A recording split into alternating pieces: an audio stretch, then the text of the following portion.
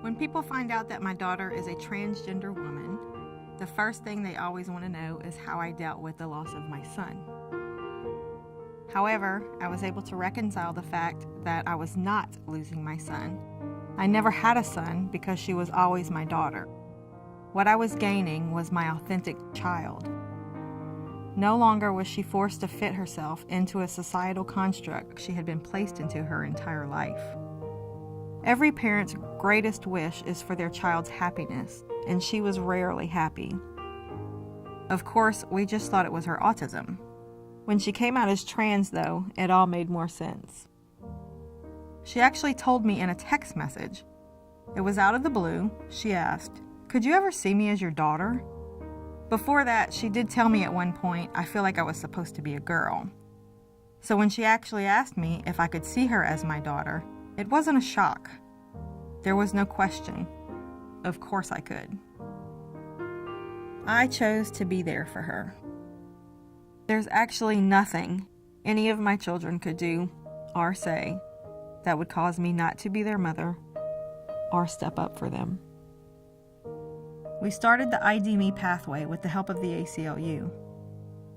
A month ago, she received a court order allowing her to change her name.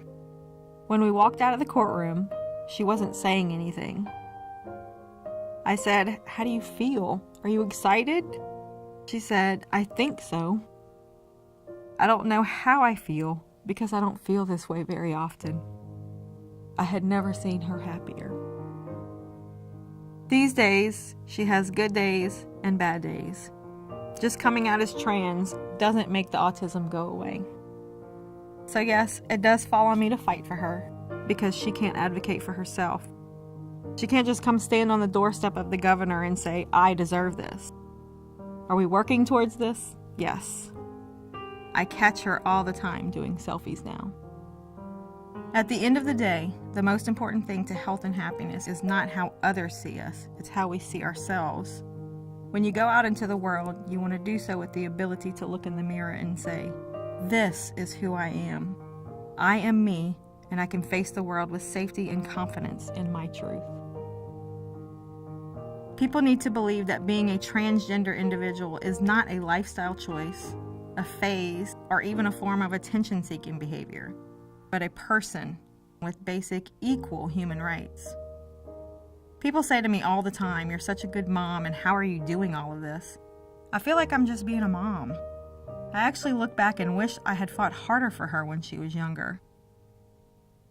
Now I'm going to school to be a certified teacher in special education, to advocate for kids with similar issues as my daughter. I hope to help other families to accept their children the way they are.